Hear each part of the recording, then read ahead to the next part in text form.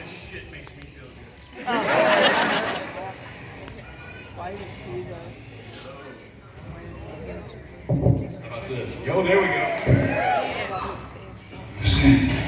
How are you guys doing today?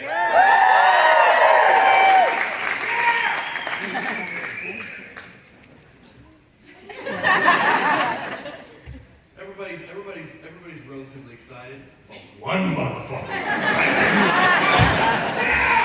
That guy! Whoever you are! Stand up! What'd you have for breakfast, brother? What's that?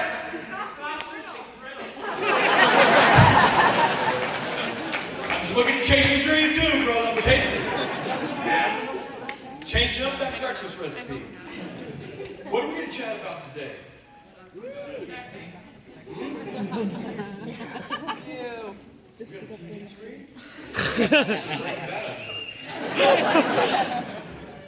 you got a question for me? I have a question for Rocco. Beautiful. First question is, Rocco, would you like to go get a beer with me later? I would love to. No, just kidding, but that would be awesome. My question is, what was your favorite scene to do in the Boondock Saints? Probably the pack your shit scene. Point was fun, all running around. Rock said to me on the day of the set, I mean, you know, the best scenes play out when they're familiar to you. And right before he shot that, Rock went, Sean, deja vu. I was like, oh, you kicked some chicks? Yeah. He's like, all right, man, all right, we'll see it. And sure enough, man, knocked it out of the park. Wait a minute, my mom's giving me a text. Hang on. You know what's funny? It's my mom. Yeah. No offense, but when mom calls, fuck you, man. To be honest. I mean, you guys ever been in a room with one of your friends, like you're talking, you're eating lunch, and he goes, oh, it says mom, and they hit deny, you're just like, whoa! It's like, dude, fucking step outside, answer that shit. Your mom may need something. You don't fucking send that shit to voicemail. There's a collection of people. You don't fucking send the voicemail. You might as well have kicked a fucking puppy in front of me. Like, can we bring us the check? Oh, wait, you're gonna be a fuck you. Get out of here. If you send your mom the voicemail, you think I'm gonna be your friend when I call you and it goes to voicemail, you're like, fuck that guy. He's at lunch with another dude. I don't know what brought that on, but anyway. Oh yeah, it was because my mom texted me. Right. Hello, gentlemen. They didn't have any smaller hats? No, they don't. So, question one. Ron, are you a talker or a doer? Show of hands here. I'll let the crowd answer that. Who thinks I'm a talker? Okay, like 1%. Who thinks I'm a doer? Although I talk a shitload before I do it. Shut me the fuck up. I knew he would say that. It's close with a little dude. Which leads into the second question for David. One of my favorite parts of pretty much both movies is your speech in All Saints Day. How much of that was scripted? How much? What part? Which speech? On the hockey rink? Oh, yeah. We all wrote that. We all wrote that together. Because we were supposed to go to Boston and do it, but something happened and we couldn't go to Boston. So Duff got all together with us and we said these things. And Sean said a couple funny things but got cut out about putting a tip in. We all got to write some shit, so I wrote one that says, you know, a real man doesn't say he'll only put the tip in, and then actually only put the fucking tip in. Am I right? Show of hands, guys. At the moment, you fucking say anything. Yeah, of course. When are we getting Saints Preserve Us? When are we getting one? Saints Preserve Us, the third one. Saints preserve us? That's like the name they're throwing around online as the third Oh, one. who's throwing it around? Everyone. Chachi right front row scored it correct. Legion. Not like a lesion on your arm. Legion. This legion of powerful creatures.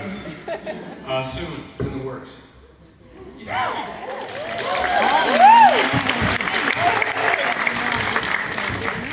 Yes, Mr. Roman. It's really nice to see you guys. I remember many, many years ago, back in 1999, I was at Blockbuster when they were still in business, and I didn't know what to rent, and I accidentally picked up the Boondock Saints. Thanks for accidentally picking it up. Sean Patrick and read us. I don't know. B-movie. Fuck it, let's try it. Best movie, 1999, my personal opinion. Thank you, brother. With all Thank due you. respect. A few years later, they came out with a documentary, which it's up to you, just shoot me. But if there's one theme about the documentary regarding Troy Duffy and the making of Boondock, it was a very, very difficult movie in order to make. Financing, casting, everything. On the theme of difficult, who in both of you, both Sean and David, in your personal, professional, experience opinion, who was the most difficult actor to work with on Boondock 1?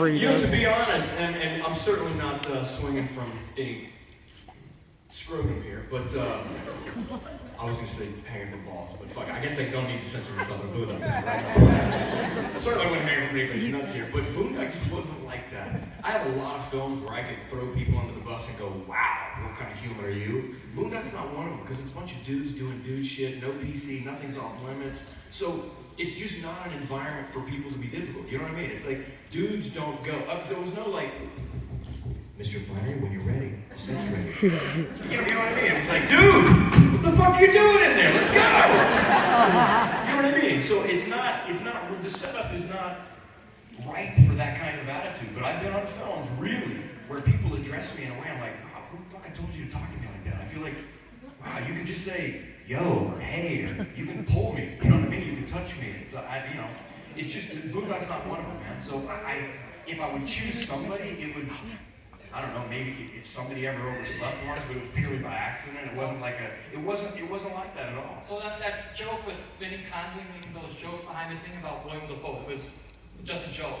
What joke? There was something where in order to get, it was like morale up on set, Billy Conley was doing a little thing and making fun of Dafoe, saying like, the tantrums, the long silences. I said, I don't want to do the justice. Yeah, that's Billy Conley. Oh, He's he was a funny, just joking. he's the funniest cat I've ever met in my life. And I'll tell you, one of the most wonderful parts about Boondock and Boondock 2 were driving to the set of the van with fucking Billy Conley. That motherfucker's got some stories. Like, that dude's lit. Like, he's got stories that start with, yes, I was having a sandwich with David, and it was right before Ziggy Stardust came out. You're like, what, fucking Bowie? Like, David Bowie? You know, and he has got stories about Maggie, and it's fucking Margaret Thatcher. You know? I mean, the dude's just, that cat's brain is, wow. He's one of my favorite human beings on the planet Earth, man. Genuinely wonderful dude, man. Wonderful dude. And smart as shit. Okay, thank you so much. You're very welcome. All right, guys, I got two things for you. One is, I'm a former Navy nuke, and we actually have a mnemonic that's based off of Boondock Saints. You're former what? U.S. Navy nuke. Navy what? Nuclear operator. A nuke. Okay, I didn't know. I was like, you said it so quick. Stud, brother. Fucking stud. No shit. Thank you for the service, first of all. Thank you for the service. Well, I didn't want to lose that. I didn't know if you said Navy Duke or Navy. I was like, Navy nuke. Holy shit.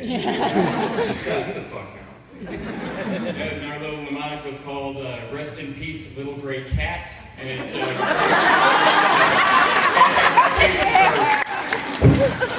I like that, brother. And then the second thing is, during the filming of Boondock Saints, what was your favorite weapon to use? Rock. Gee, I just used one gun, I think. You know, yeah. So it had to be my favorite. For me, the Beretta 9s, I mean, the Desert Eagles are showy, they're too huge, they're completely inefficient. I mean, that's weapon of choice. I mean, that's what's next to my bed in a safe. Yeah, that's my favorite weapon to use. Well, because I was actually trained on a Beretta 9. Solid weapon, isn't it? Yep. Solid. But the Desert Eagles, they look cool, they look badass, but I don't know, it's a fucking steel, I don't know, it's a cannon holding on the end of your wrist. Yeah, more like intimidation, really. Yeah. I mean, it looks badass, it does. Yeah. But I mean, you're like, I mean, Rita's had a hurt shoulder, no shit. And every time we had to shoot that motherfucker, he claims it's a whole shoulder. I just think he's a pussy. we had to pull like this. He was going.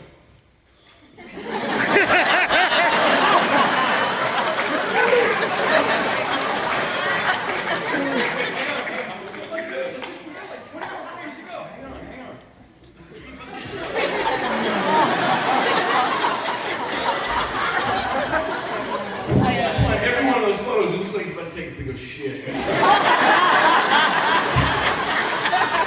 But in all honesty, they do weigh 20 pounds. That fucker's never curled anything more than a, I don't know, a chili cheeseburger. Thanks for coming out, guys. Thank you for your service.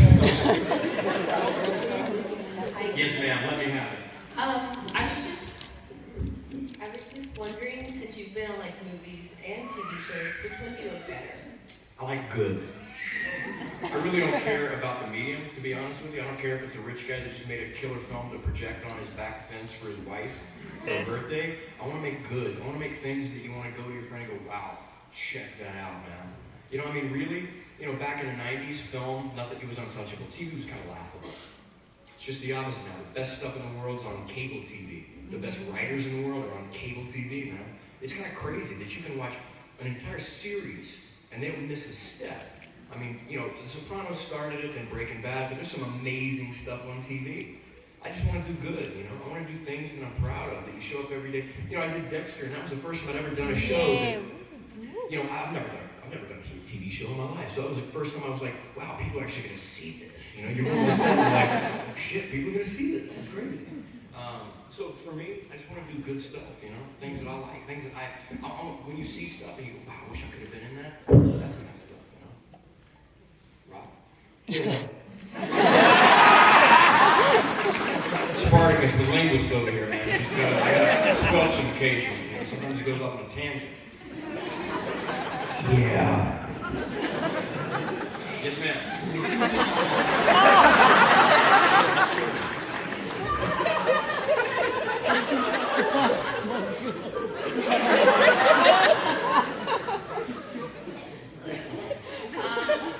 You're such an inspiring person, Sean. I'm proud to be part of the Shine group. And my question to you is there any inspirational songs that you guys listen to get ready for any scenes? Any inspirational what? Songs that you listen to, or any musicians who inspire you? You know, I mean, different people. You know, in the acting industry, they have this what's called process, which I just think sounds nonsensical. I mean, it's anybody's method for doing whatever job. You know, I had a routine and I had things that I would do before every job I've ever had. You know, and certainly music is a huge soundtrack to my life. You play me any song and it takes me back to the first time that I heard it, or if there was a lawnmower that went over fresh cut grass, I smell chlorophyll, and it reminds me of my old football stadium when I was 6, or my first day at college, or any of that. I think everybody has that. And I think it's a huge steering wheel on the back of your head.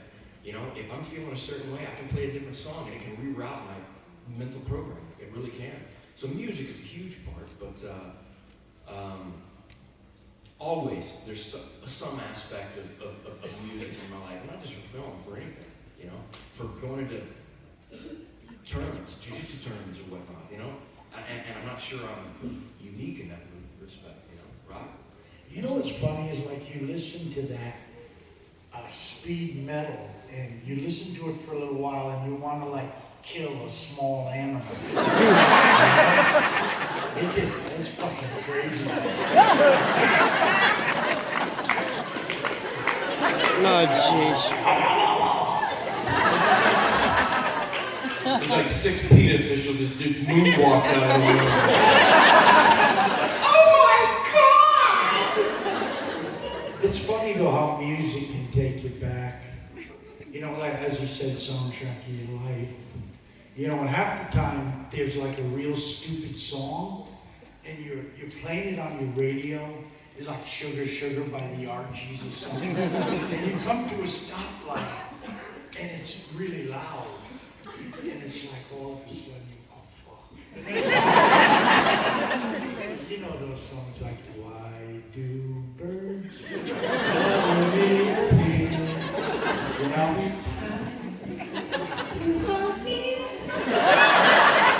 You can't get away from those songs. It brings you back I to fucking love that shit. I dare some motherfucker to come up to my car with the windows down and go, what are you listening? Get the fuck back in here. My bird's about to suddenly appear up your ass. I'll tell you, man, even like some of the dumbest songs in nostalgia and hindsight, they just bring back so many memories, you know? Like things that you were insulted to listen to back in the day. Now you're like, just fucking like it, man. It just brings back memories, you know? You're like, you know, all those walls go down, like the whole like, I gotta be cool. You're like, fuck that. It's just reminiscent of some different times and different things, you know? Music is fucking wonderful, man. It's a healthy drug, man. It's a healthy drug. Thank you very much. Yes, ma'am. Hey guys, I just wanted to thank you for coming out today. It's so awesome to be here. Question for you. When Boondock Saints first came out, the release time was terrible. You know, just events that happened about the same time. It was in theaters and it was out. Now 15, 16 years later, you guys are at Comic-Con, you have your own panel. You got hundreds of fans out here, you know, just waiting on your every word. How does that make you feel? Gives me a fucking boner.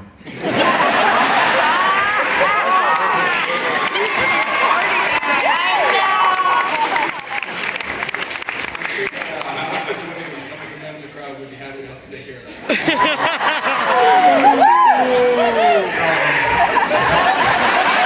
Sausage and biscuit just stood up.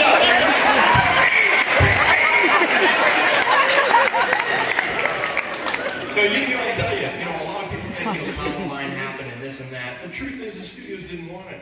That's the truth. I mean, you can run around and say, well, Columbine, and those, nobody would touch it because of political reasons. Bullshit. Nobody wanted it. They looked at it, they thought, it's not gonna work. People aren't gonna like it. That's the truth. And it's more than flattering when the public, you know, that's what a cult hit is. It's because it wasn't because of a marketing campaign. There wasn't billboards saying, you're gonna love this, 5 explosions per 10 seconds in this movie. We shot 2 million rounds and you're gonna love it. This is why these actors and that actors. You guys plugged into it because somebody went, brother, watch this movie. And there is no more powerful marketing campaign in the fucking world than somebody you respect that says, you're gonna love this shit. And it happened organically. And I'll tell you another thing, talking back to music, it's the same way. You know, if the biggest band in the world comes out with a record, you'll listen to it, but you won't really feel like you own a chunk of it. But if you discovered a record that no one told you about, that no one marketed, that you found on a dusty shelf, you will own that fucking thing. And if it moves you in a certain way, if it takes you to a place that you've never been, then when the orange Corvette pulls up at you next to you at a stoplight, you hear that motherfucker playing the song, you're like, who the fuck turned him on to the song? I found it in the dusty attic. You're almost insulted. It's like somebody just like grabbed your chick's ass. You know what I mean? But nobody's gonna do that with a Coldplay song. If somebody pulls up to you playing Coldplay, you're like, fucking playing Coldplay. It's the same way. People are almost like, here's Boondock. Hey, you gotta watch it. Don't give it to those 3 people. You know what I mean? If you want to share it with the right people, and this room's fucking filled with the right ones.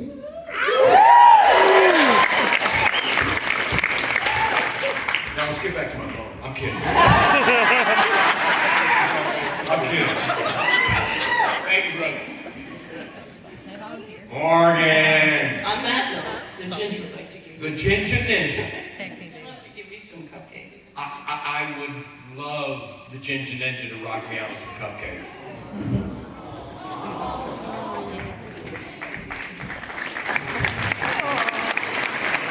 An advanced yellow belt right here too, the Ginger Ninja.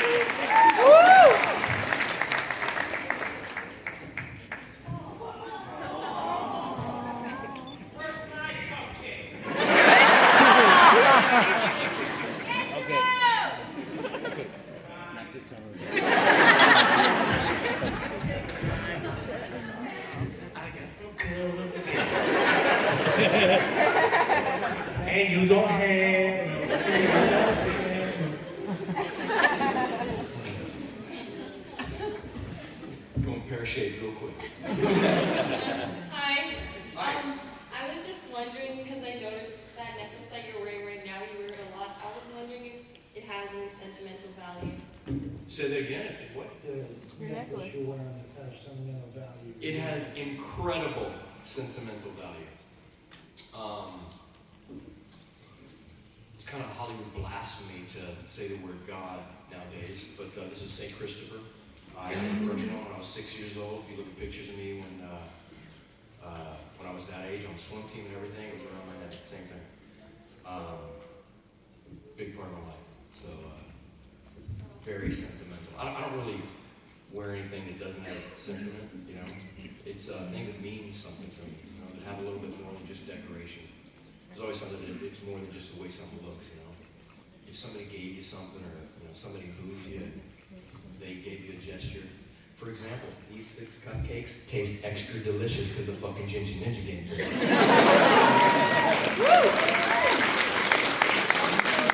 I was wondering if you could say hi to my family, because we got to move them back to Canada. Oh! Because you have to go back to Canada? Yeah. You say that like it's like, they're taking us back to Canada. Well, I didn't see you anymore. I was just on leave. We had to leave the rest of my family behind and they couldn't come. So I was wondering if you could Never say hi to leave them. family behind. You're one of those put your mom in voicemail, aren't you? All right, well, thank you for coming. God bless. Godspeed. Safe travels. Thank you for coming out. Thank you. You're very welcome. Hello. How are you, ma'am? I'm doing well, thank you. My question is, you and Norman had such great on-screen chemistry, and actually the whole cast, from line delivery to movement. Did you have to work at that? Did it come natural? How did that all come together and play out so well on screen? Well, you know, to be honest, I mean, that's the magic of being a phenomenal actor, because I can't stand the fucking... I'm gonna tell him you said that. You know, the truth is, he's one of my best friends. He's got his motorcycle in my garage. I talk to him all the time. I mean, you know, he's one of my best friends. It's rare that you do these things, or you even do a film with somebody that's anything more than an acquaintance, you know? I mean, my peer group, you know, I'm a martial artist who spent most of my time operating my academies and whatnot, so my peer group is from a different arena, you know? So, but Rita's has been a friend since before Boondock 1, you know? So, I mean, basically when we arrived in Toronto, we're like, oh shit, they're letting us do it together.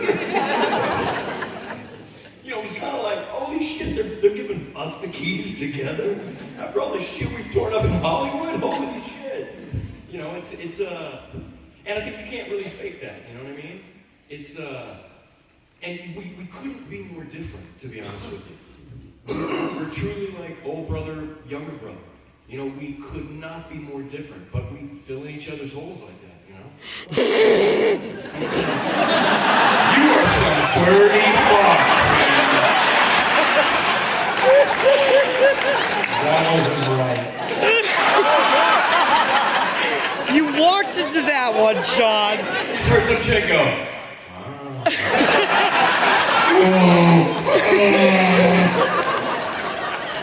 He's a wonderful dude, man. He's a wonderful dude. We could not be more opposite. But I think that's you know, one of the products of good friendships, you know? He's been around, I've known the cat for 27 years, man. You know? And he's one of my dearest friends. I don't think you can fake that. I don't think you can make it up. I think you can, you know, hope to get by with it, but, you know, there's a lot of truth in those films, you know? So that's why you're rolling around naked in that scene? In what scene? Oh, brother, he's seen my Jimmy Johnson. Trust me. That motherfucker could roll over me in the bus, not just toss me under it, then reverse it, go back over, and then drive, and then reverse. Come on. This guy's He's got, don't trust the dirt on me. I'm just gonna open my mouth, you know what I mean? That fucker ever decided to like spill. But Rita's, everybody every time we do a panel, they're like, Rita's, tell a story on Flannery. He's like, I mean...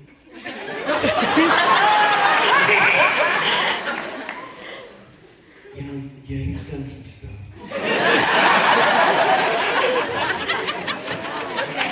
And then I overpower him like, next question!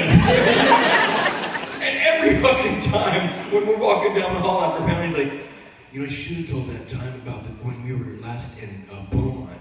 I'm like, no, you shouldn't have. Next question, sir. For Rocco, I saw Boondocks when I was in college, having a party. Just one of my friends said, you need to see this movie, so I went to see this movie. And I don't think he censored all the scenes in the movie before he asked me to see it. And Rocco, you're part of one of the most, tense moments for my friends because of the scene where you're doing a joke. And, as the elephant in the room, everyone was listening to that joke, and you could see their eyes, the head not turning toward me, but he's in the room. Yep. This could get bad. So you were telling the whole joke, and I got to hear the whole joke because you could hear a pin drop in that room. So he finally said the whole joke, and I gave a slight giggle, like, oh my God, that was just so awkward. And the sigh of a relief that hit that room. Dude, I fucking love you. I'll tell you, the people who would be offended at shit like that there's so much wrong. I fucking love you, dude. I fucking love that, man. Because it's funny, but there's certain, you can't, I know everybody's probably like, oh shit. But that's a part of the movie that's like characters doing something and you got to fucking enjoy it. Hats off, man. I love that shit. Well, I think what's so good was just Rocco, the awkward feeling after him trying to say this joke. I'm like, I don't want to say this joke. But God might shoot you, so yeah.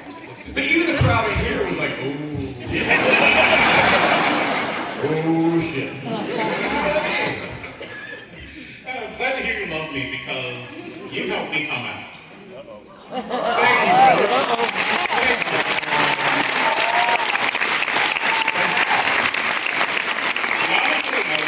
That scene, the water dripping, I don't know, you guys are giving these eye contacts.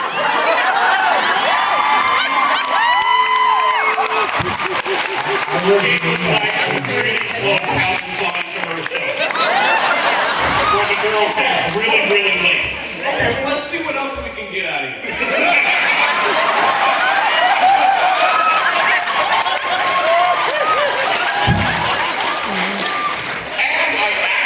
Came out at that party watching it. Yes, where I said, only if I could find a man who would look at me like that. The room got silent again. I'm putting good music at the Viking party, so. I love that, man. I love that. So, I just want to know, when you were doing that scene, were you guys playing it up? Were you trying to, make this scene...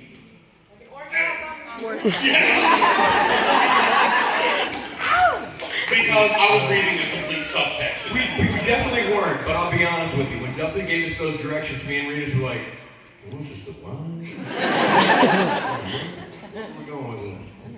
I mean, no, it wasn't a sexual thing, but I totally get how it can be read like that. I rewrote the whole movie in my head. Apparently, me and Rita are the only ones that didn't get the fucking joke. But I'm glad. Thank you. Thank you for sharing that story. That's cool as well.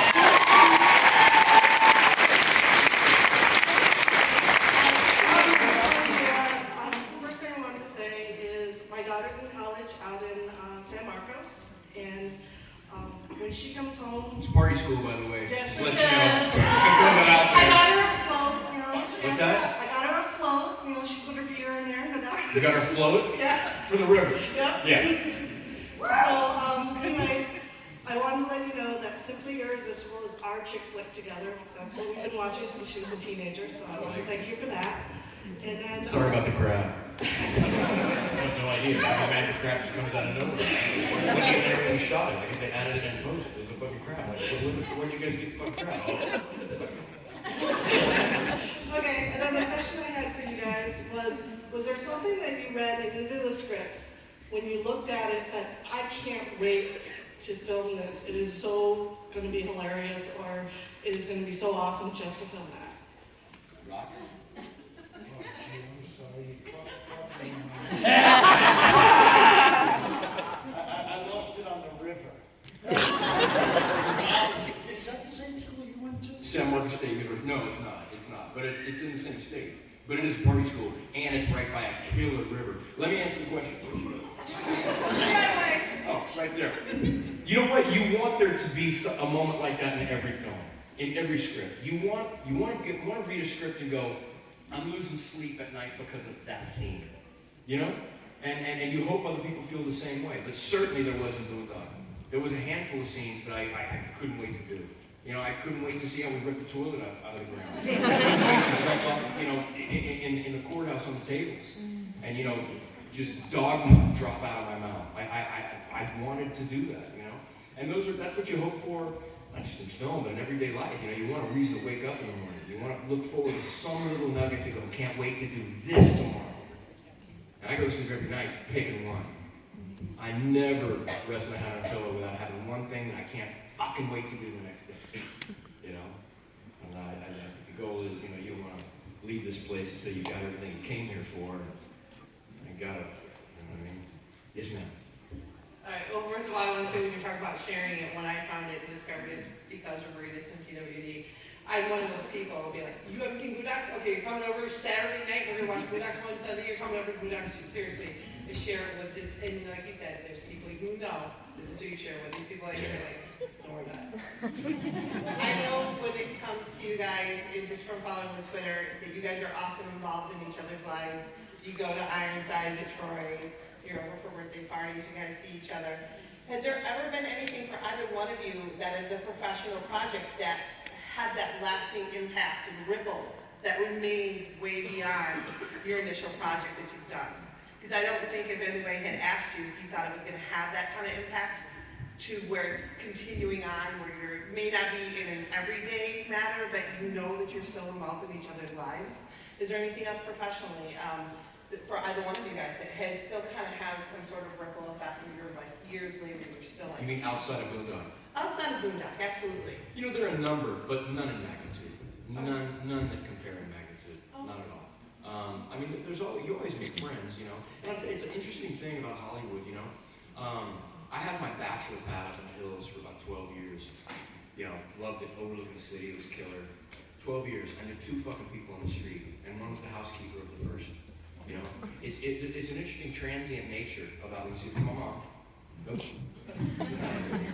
It's an interesting transient nature about that area. I guess people like move into town and they give themselves 4 years, and then if it doesn't work, they're gonna leave. So I don't think people take the time to nurture a proper relationship. Where I'm from in Texas, if somebody moves into the neighborhood, people go over with cookies. They're like, hey, my dad's a car mechanic, so if the car breaks down, use him. My mom's real estate, so if you need real estate, here's some cookies. Oh, you got a U-Haul, do you need some help? That's the way it is in Texas.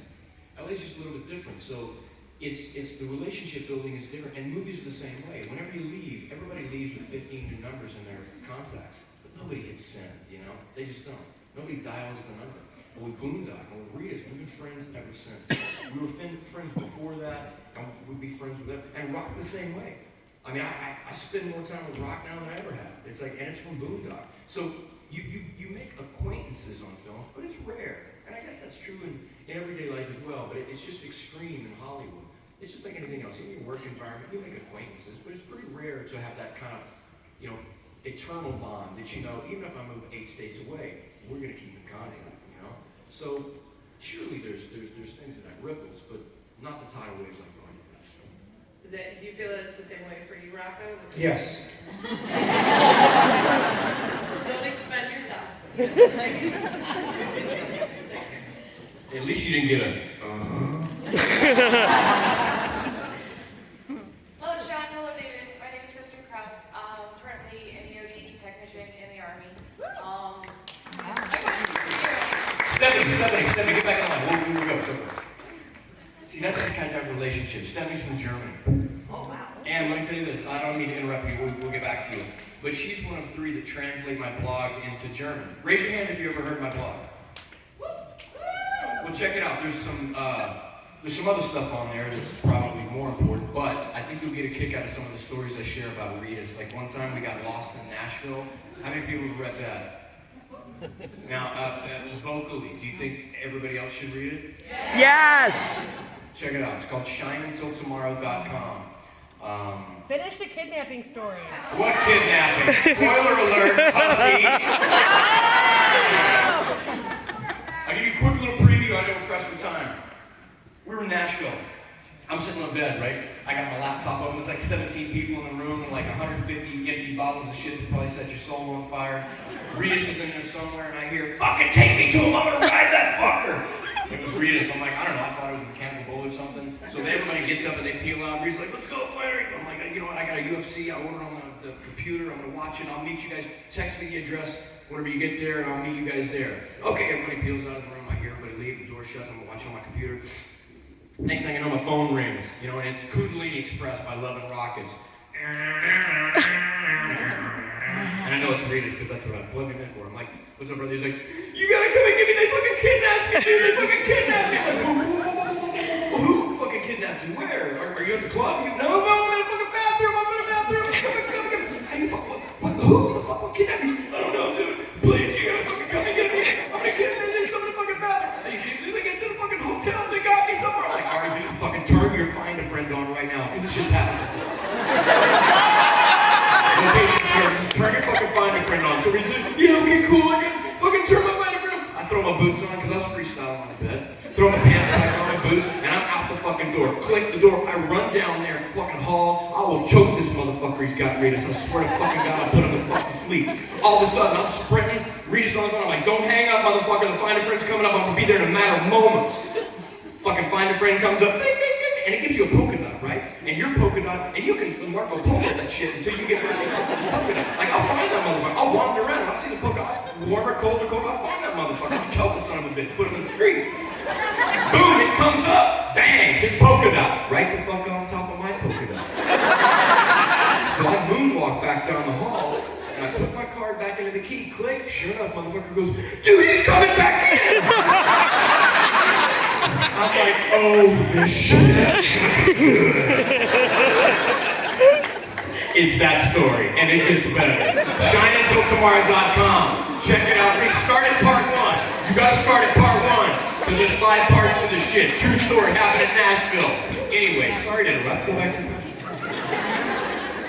It's totally fine. I love your stories as they are anyway.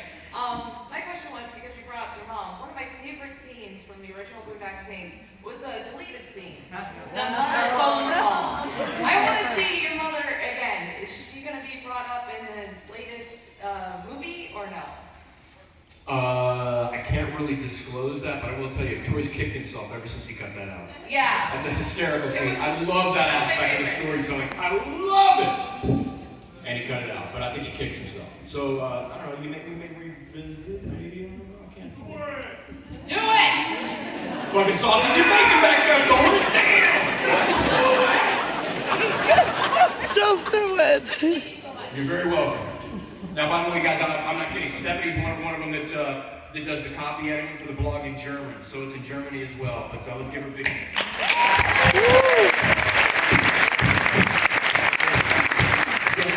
want to ask you, why did you call your blog Shine Until Tomorrow? And I'm not a native speaker, so I don't know what the quote means. Tomorrow sees what it never sees too soon. The Beatles song.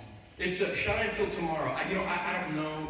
I read an article one time where Bono said, he met this guy and he goes, "Oh my God, that song you wrote was so incredible. It's about saving the world." And he goes, "Actually, I wrote it about my dog." So, I don't know what Paul McCartney meant when he wrote the lyrics, "Shine Until Tomorrow," but what it means to me. And Abbey Road was one of the first things I ever owned in my life, and I was like 5 years old. So Let It Be, the record was close behind. But what it meant to me the first time I heard the lyric, because I was a really cerebral, analytical kid, shine until tomorrow meant you shine until tomorrow. But in my mind, tomorrow never knows what it doesn't know too soon. You never actually arrive at tomorrow. Because when you think you're there, there's another one. So it just means perpetually. More than that, eternally. Carpe diem eternally. You seize the moment, but in this, you're seizing the moment that exists in tomorrow. So you stop seizing it when you get there. You let me know when you arrive at tomorrow. I'll wait. Do you understand? Do you understand what I mean? You shine until tomorrow. And whenever you can tell me I've arrived at tomorrow, then I'll allow you to stop shining. But you won't. You'll never get there. That means you keep going.